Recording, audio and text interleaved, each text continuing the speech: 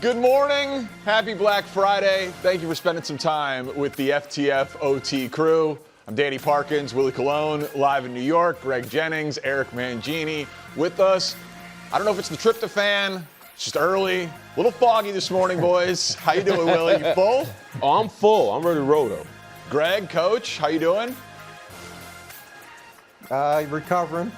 Recovering. Good. It's inspiring. Greg ate everything. Great. Greg, yeah, he ate something. He had to eat some. Well, you know, he doesn't normally do it.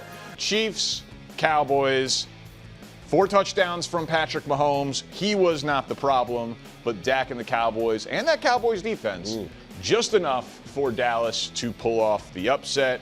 Chiefs now the 9 seed in the AFC, and they lose almost all of the tiebreakers. So, gentlemen, I cannot believe that I am asking this question, but Willie, I'll start with you. Yes. Do we now expect the Chiefs to miss the playoffs? I do. I'm not going to give up on the Chiefs. I'm going to take a page out of your book. I believe after what they showed yesterday, even though they didn't come away with the W, they still fought gritty and hard. Listen, I think the best position for them to land is to potentially go 11-6, right? But you talk about the Texans ahead and the Titans, and they got some worthy oppositions. I still believe the Chiefs have enough to get it done. But I think there's so much on this offense to produce and to be the end-all, be-all. This defense has to learn to close games, just like the offense has been able to do, try to do as of late. So I think they have a shot, but there's no more room for error. They got to win out. Greg, I know you're going to be surprised to hear me say this because you mock me for my belief in the Chiefs. I woke up today and I think we're going to be watching playoff football without Kansas City playing in it. Like, it's just, they've made too many mistakes too many times. He's bending the knee. Whether it's the penalties, whether it's the drops, or whether it's just straight math. They lost to the Chargers. They won't have that tiebreaker. They lost to the Broncos. They won't have that tiebreaker. They lost to the Jaguars. They won't have that tiebreaker. Like, can they win out? Of course, Greg. Of course they can. But I don't know now, when they've lost 3 of 4 in all of these must-win spots, I no longer expect the Chiefs to make the playoffs, and I cannot believe that my mouth is able to form that sentence. It honestly doesn't feel right. Well, it makes sense, though. Look, what we're seeing with the Chiefs is a team that is just not getting it done the way that we once saw them getting it done in every single area, most importantly in the critical moments of the game. When the game has been on the line, we've always been able to watch a team, whether the offense is on the field and Patrick Mahomes is able to lead them down the score and get a win, or that defense and Spags is able to make a play to prevent a team from going away with a win. We're just not seeing that. And when you talk about the penalties, it's everything. Everything is just kind of allowing this team to unravel at the most important times of the year, and we just haven't seen that. And, Coach, you know this. Like, when you're coaching a team that has the experience, you have the personnel, you believe in your guys.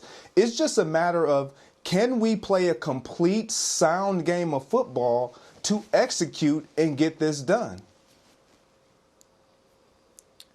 Yeah, we've talked about this throughout the course of the season. Every time they win a game, then they're the favorites to go to the Super Bowl because they're going to get in the playoffs, and that experience will carry them through. But then they lose the next game, or they lose the game after that, and we're looking at a 500 team, and that's realistically how they're playing. You can't be one of the top teams in the league in penalties and expect to win games and to win close games. And 10 penalties yesterday, and 2 of those penalties came on the last drive where Dallas was able to close it out. That historically never happens. I really thought we were going to watch the end of that game where Patrick Mahomes got the ball back because the defense was able to stand up. He drives down, he either ties the game or he wins the game. But penalties allowed Dallas to essentially close it out. And then when you look at what they did defensively, they blitzed almost 50% of the time on Dak's dropbacks, and they got 0 sacks. That's very uncharacteristic. Danny, you said it off the top, the drops.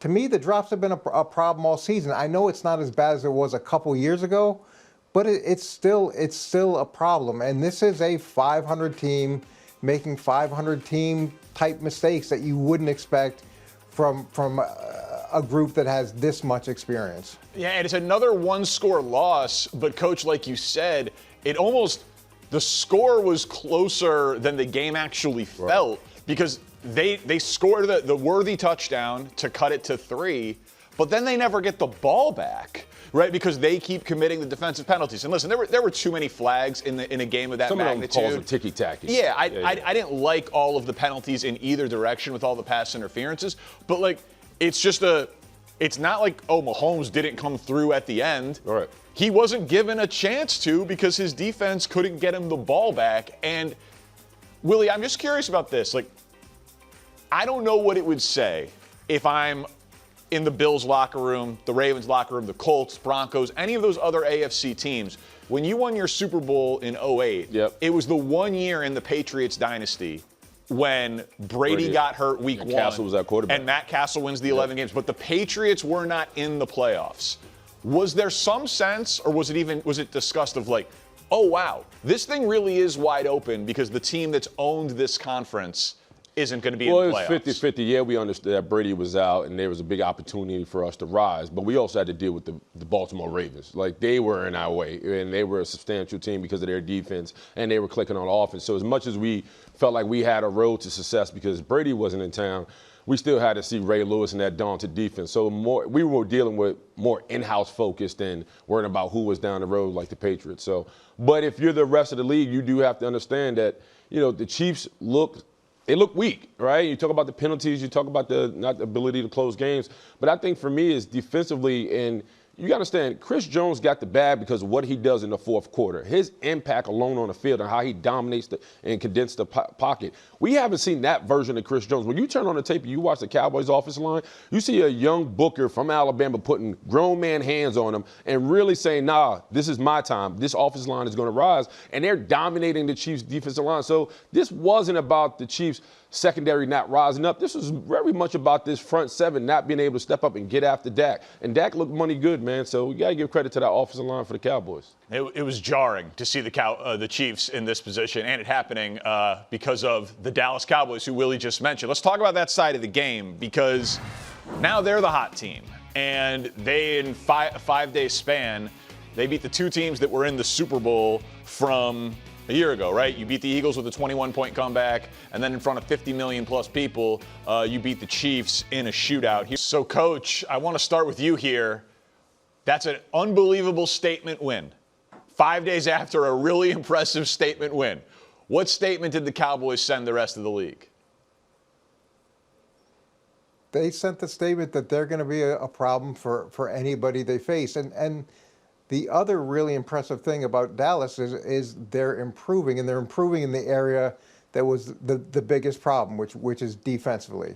And we've seen that since the trade deadline, the significant growth that they've made defensively. And look, whenever you have a new defensive coordinator, it does take time. And as the season goes on and guys truly understand where people fit and how it's all supposed to work together, and you get those reps, you like to see that. And then from an offensive perspective, they can hurt you so many different ways. And Dak is playing at a level that justifies the contract he has. He's the highest paid player in the NFL, and he's playing like that, and he's providing leadership and a belief on the sideline that they're going to be able to figure out a way to win.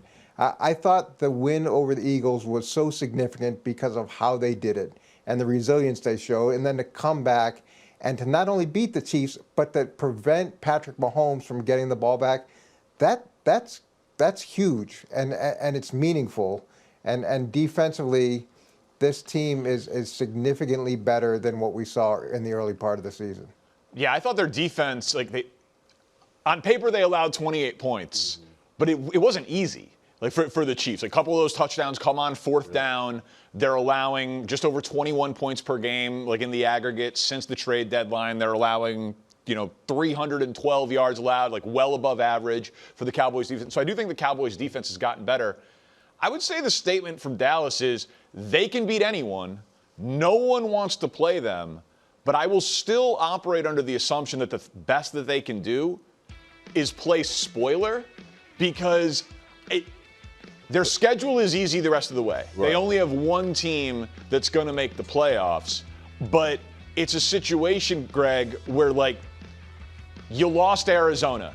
You lost to Carolina. Like, I think you dug yourself too deep of a hole that even though you're playing great right now, good teams, maybe two good teams in the NFC, are going to miss the playoffs. And I will still assume that this team is not going to run the table, because I don't think that they're a perfect team. So I think that they're going to play spoiler. They're getting better. Their future is bright. But I don't expect Dallas to, all of a sudden be the 7th seed in the NFC and be dangerous come January. Yeah, look, the statement that they're making is, you better not slip up and let us get in the dance. Period. Like, with the confidence that this team is playing with, the now resurgence of what they look like and what they're putting on film for the last couple games defensively, this is a team, when you watch what they provide now defensively, and we know who they are offensively, you do not want to let get into the postseason. Now, I'm with you, Danny. I don't believe that they'll make it, because, like, they dug themselves too deep a hole. Now, could they possibly get in?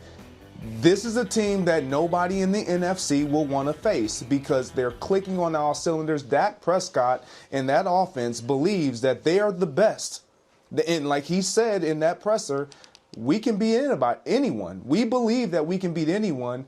And when you're remaining on that schedule, when you're looking now, when we pull up the Dallas Cowboys schedule, a couple weeks ago, we were looking at that Eagles game, the Chiefs game, and the Lions, those three back-to-back games. Like, well, there's no way they can get all three. Now, with the way that we've seen them perform, Willie, this team can definitely go into Ford Field and upset the Lions, and the Lions will then be in the situation where we're already looking like somebody's going to get left out, and the Dallas Cowboys are looking, if we're not going to make it, you aren't either.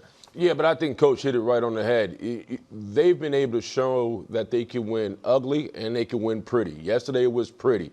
But when you talk about their operation, man, Dak is getting the ball out all the time. You talk about his relationship with George Pickens, how we see him differently. CD had a bounce-back game. Their confidence is going through the roof solely because of how Dak's playing. Defensively, we could talk about Quentin Williams. We know the leadership he brings, but I think Overshown has been money good. I mean, how he's been able to cover guys out of the backfield, really be a leader in that linebacker core. What I think happens right now for the Cowboys is they're at the point where they're like, it's not who they play, it's how well they can play. Because I feel like they proved yesterday they can get in a shootout with anybody, and that type of confidence this time of year, I mean, you just can't match it. So yeah, the confidence is high, but I think this Niners would have to, lose 3 straight for them to slide in? Well, I mean, listen, that's the thing. The NFC playoff picture right now is complicated, because Green Bay and Chicago are right there at the top of the NFC North. Like, look at those teams in the hunt graphic. Detroit is good. They're really injured right now. But I think they're good. We all have to say that Dallas is good because of what they've done since the deadline and the 2 teams that they just beat, Greg. So I don't know who's going to be left out, but I think your point of, like, if you don't get in, we're also not going to get in. Like, they have a real opportunity here to, play spoiler for the Lions specifically, and then they're going to need help from the rest of those teams on that graphic. Yeah, you love being in this situation in terms of still having a shot to make the postseason if you're the Cowboys, but also knowing that we're good enough to where we can disrupt the landscape for everyone moving forward. And if you're the Eagles, look, it appears that they revealed that they have some real issues. We all kind of knew that they had some issues offensively in the passing game and what have you. But what the Cowboys were able to do to them on Sunday, it really put a magnifying glass on. They better fix their issues really quick, because this Cowboys team, just like we mentioned about Kansas City, it might be too little too late, but can they run the table? I believe they possibly can, Coach. Yeah, and you look at this, Dallas could be favored going into Detroit. It's not like Detroit is having some fantastic run. Their arrows are pointing different directions for these two teams. And Dallas could easily run the table, go into the playoffs with a ton of momentum. And all the teams that you have ahead of them, they've all got issues. You look at San Francisco, Brock Purdy's throwing 3 interceptions in the first half. I mean, you go right on down the line. Each one of those teams has different problems. And the difference is Dallas is trending upward and trending upward aggressively. And all those other teams are wallowing to some degree. 4th easiest strength of schedule the rest of the way is Dallas. They only play one team that would be in the playoffs right now, and that's the Chargers. Obviously, they've got their division games at the end of the year. Jaden will be back, but the Cowboys certainly have a path. If they win out, and if they can go 3-0 in that Eagles, Chiefs, and Lions path, we have to take them seriously. We got some great football yesterday on Turkey Day, start to finish. Packers beat the Lions. 4 touchdown passes from Jordan Love, 2.5 sacks from Micah Parsons. They were honestly impressive on both sides of the ball, and the locker room was feeling itself. All right, Coach Willie, I will be honest with you. That version of the Packers is scary. To me, that is the optimized version of what they are trying to be. And Jordan Love, I have criticized him for not being a trustworthy player. I think he's inconsistent. Sometimes I feel like he doesn't feel the rush or the game situation. Streaky. Very streaky. Yep, I got you. But he's a big game hunter. That guy throws the ball down the field. And yesterday on deep balls, he was just awesome. 4 of 6 on deep passes for 126 yards, 2 touchdowns, no picks. And in the first 11 games this year, he only had 1 touchdown on deep balls this year. So he's always trying to do it. Yesterday he connected. And when you combined that with yesterday Matt LaFleur, he beat Dan Campbell at his own game. Yes, he did. Matt LaFleur went for it on 4th down 3 times. And the first one is a touchdown to Wicks on a deep ball. Again, it's 4th and 2. Jordan Love, you're throwing deep. This is another 4th and down. They're not settling for a field goal. Hit Dobbs in the corner. And then maybe the scariest one, the one to ice the game, just on the other side of the 2-minute warning. He's getting hit. He's falling back. Back to Wicks. Wicks loses his shoe, and he catches it. So, if the Packers are going to connect on their deep balls and convert on 4th downs with touchdowns and game-icing drives, and Micah's going to be a closer for you, Willie, that's the scariest version of this team. Yeah, and I thought the ultimate stabilizer for their offense was Josh Jacobs. He had 4.9 at pop, and I thought their ability to run the ball throughout that game really opened up their offense where there was a threat down the field. And then you got to give credit to the big uglies up front, man.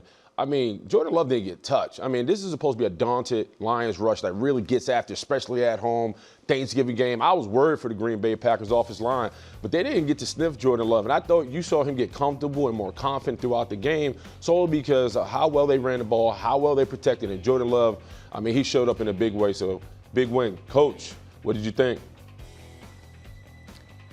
Yeah, I'm still with you, Danny, and I've said the same thing about Jordan Love throughout the course of his career. Is he is streaky, and when he is on, and when he's good, he's awesome. And really, this Green Bay team, look at Micah Parsons. This was the Micah Parsons that was advertised when they made the trade, and you saw the impact that he had in the game. But that's been inconsistent as well. So when those things are hitting, both are hitting, they can play with anybody. They can beat anybody, and that's obvious.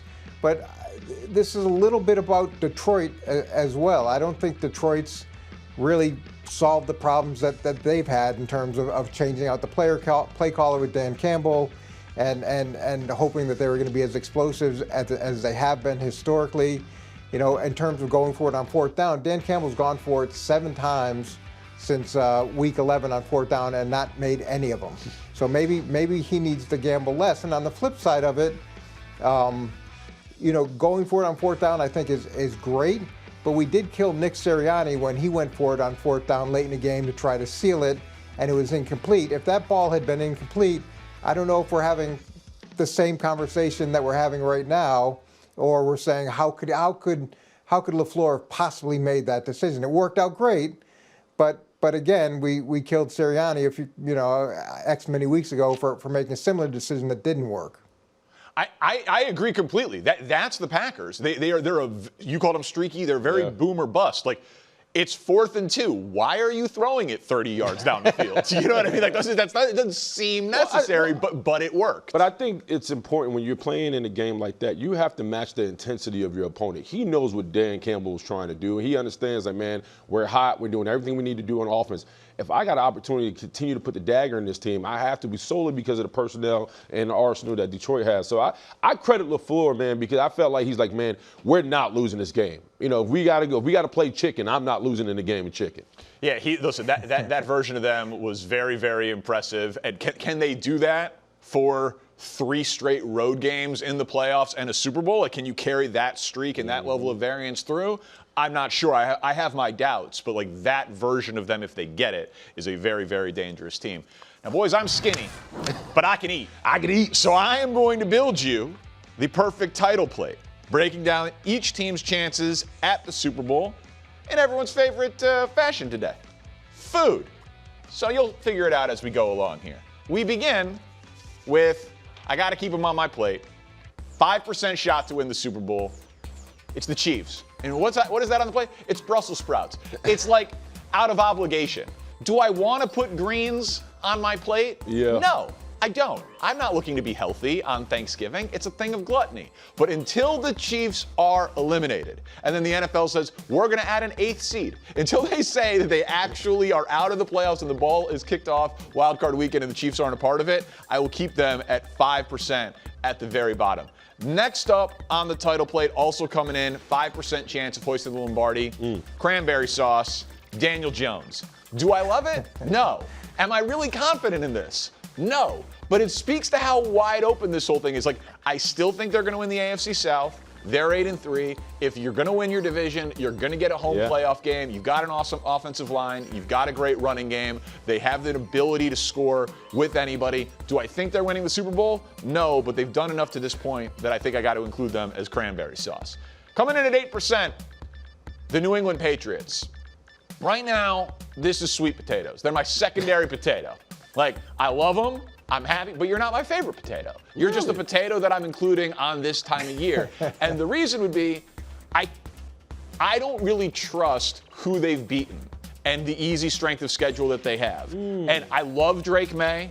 I like Vrabel. They're gonna have the bye, I think, in the AFC. So like, I'd be a fool not to have them on my plate. But like, I will be very surprised. They feel a little ahead of schedule to me. You think they're one and done if they get in? I think that they're very vulnerable to be one and done. Okay. And let me see them play Buffalo and Baltimore out of the bye and like see how they match up in that spot. So I'm keeping them at the bottom here, but still more than the Chiefs is an immense amount of respect for sweet potatoes. I mean for the Patriots. Coming in at 10%, I know they lost last night. The Baltimore Ravens. You're stuffing. You're there, you're going to be in the playoffs, you're going to win the division, and then you're going to be scary. Like, it's a part of January. You have them win the division even after the loss. I still trust. You know they play the Steelers. I still trust them more than your Pittsburgh Steelers. Okay. I do. The Ravens defense, not great yesterday, had been better. I assume Lamar will get right. Maybe he won't. Maybe that's a huge assumption on my part. But again, the AFC is so wide open. Only at 10%, I don't think any Baltimore fan is thrilled right there. And right there, equal to them at 10%, my Super Bowl pick from before the year, the Buffalo Bills. And then I made them pumpkin pie because pumpkin pie is my favorite part of Thanksgiving. And I don't have pumpkin pie any other day of the year. And why is it my favorite? Because I picked them to win the Super Bowl. And again, their best is, I think, arguably best. Like when Josh Allen is locked in, if they can get a good defensive performance, they can beat anybody. But those are two huge ifs. If Josh is locked in, he's had more turnovers recently. Their defense hasn't been able to stop anybody. But again, you're going to see an emerging theme here. 5%, 8%, 10%, 10%. I don't feel good about any of these picks. Don't sound like it. I don't. Until we start jumping up a little bit here. 14%. Seattle Seahawks. Mac and cheese. Delicious. My wife's star dish at Thanksgiving. Cannot wait to get home and have some leftovers of that today. I came away, McDonald's having a great year. Their defense is awesome. They almost beat the Rams, even when Sam Darnold had the worst game you could possibly have with 4 interceptions. JSN is a monster. It's a mainstay. And even though they'll be the 5 seed in the NFC, I think nobody wants to play Seattle this year. Just above them, one of my favorite foods, the Philadelphia Eagles come in at 15%. They're mashed potatoes. No one's going to complain about mashed potatoes. I'm not. Even though everybody in Philly is complaining about their version of mashed potatoes. Maybe they got the potato skins in them, and it's just like not your favorite type of it or whatever. I like it more whipped up with some hot gravy on top. That's not the point. Point is this. They're the champs. They have the most impressive resume in terms of who they have actually beaten. And if Jalen Hurts and that offense can figure it out, they are arguably the scariest team get healthy in the NFL. So what's that big portion of the plate? Who's the main character of Thanksgiving? Turkey. 33% chance for the Rams. This is simple. They've got the best defense. They have the best quarterback right now. They have a coach who's proven that he can do it. So, Coach, I think the Rams deserve to be a heavy favorite to win the Super Bowl, and I have built you my perfect Thanksgiving, a.k.a. title plate. Oh, Danny, I see your plate. I like what you did with the turkey. I agree there. I don't know what was in your glass, though, because it must have been filled up quite a few times when you put the rest of this together. I don't know how you have Baltimore where you have Baltimore ahead of New England. I think you watched the same game that I watched yesterday, but still somehow they get that percentage of the plate. And what's missing is you don't have any rolls. You don't have any rolls. Yeah, what are rolls, how do you not have a roll there you go, Coach. as part of your plate? And to me, that's the Denver Broncos. Wow. And how can you not have the Denver Broncos on your plate? So they've won 8 straight games. So there's that. And then after the 8 straight games, then when we got 11 straight home games, so they're approaching one of the longest home winning streaks in a while. They could get the number 1 seed, and then if they get the number 1 seed, guess what? They're going to be playing at home. Guess what? They're really good at home. So the fact that you don't even give them a 5% chance, and you have the Chiefs who, again, underperformed, and I get it. It's the Chiefs, so we just got to keep eating the Brussels sprouts, even though we don't like them that much, but we keep eating them. And you don't have the crazy uncle or the relative who causes problems. To me, that's the Dallas Cowboys. They're the ones that are going to disrupt the whole dinner, just like they just ruined, Philly's lead up to the holiday and Kansas City's, holiday yesterday. All right. Well, listen, I just can't see. Sometimes you don't have room for bread. I didn't have room for both. You got a lot on your plate. I had a lot on my plate. Willie? Yeah, I'm going with that pumpkin pie. I'm going to take that slices and break it down to a sliver. The Buffalo Bills right now, defensively, they can't stop the run. We talked about that. And offensively, Josh Allen, I think he's been forced to do so much. I think that cape is wearing thin. I thought he took a bad loss against the Texans, but he actually looked like he regressed. And I think overall, they're just not clicking as a team. And I just don't. I'm worried about the Buffalo Bills right now. I know they have my Steelers this weekend, but it's a lot going on in Buffalo. Preview, that game will feature prominently in Parkins' picks, and I didn't think I would ever be hungry again after the performance I put on yesterday, but seeing that plate, I kind of am. Thanks for watching. Subscribe here to get more from the show and to check out clips from other shows on FS1.